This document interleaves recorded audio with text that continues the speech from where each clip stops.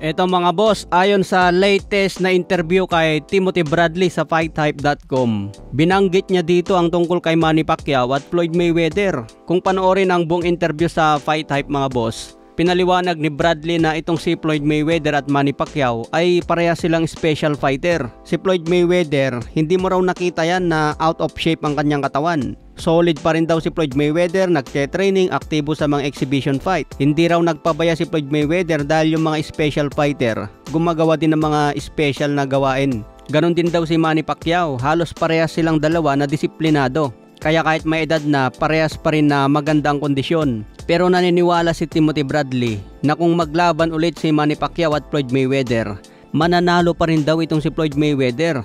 Dahil alam na raw ni Floyd kung paano talunin ang isang Manny Pacquiao. Yung unang laban nila, marami raw excuse si Manny Pacquiao dahil sa kanyang shoulder injury.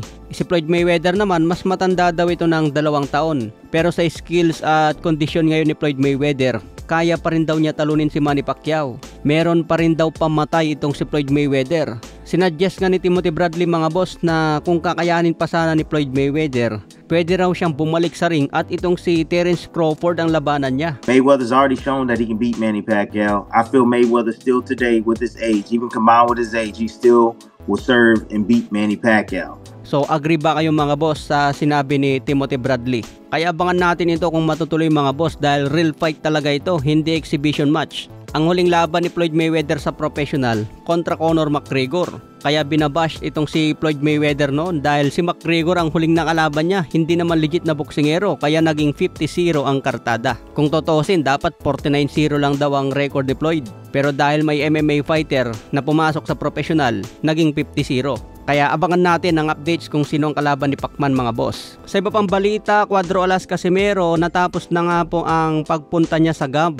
Dahil nagpost agad si Jason Casimero, pinakita ang kanyang license. Sabi pa niya sa comment, ano kaya tingin nyo, tuloy ba ang laban ni Cuadro Alas sa December or matatanggalan kaya ng boxing license? Ang trainer of all time coach of the coach na si Jason Casimero. Ayan mga boss, tinawag na coach of the coach at trainer of all time si Jason Casimero.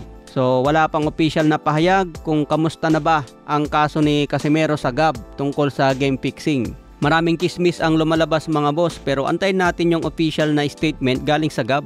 Pero tingin ko mga boss mukhang maabsuelto talaga si Casimero dito eh. Dahil kitang kita naman sa mismong laban hindi siya nagpatalo. Ginawa niya ang lahat para manalo pero sadyang nanalo lang si Kameda. Bawi na lang ngayong December 27 si Casimero mga boss. Pero may bali-balita na naman na posible na hindi raw main event si Casimero dito ngayong December 27. Pwede raw siya maging undercard. Kaya yan ang abangan natin na updates mga boss.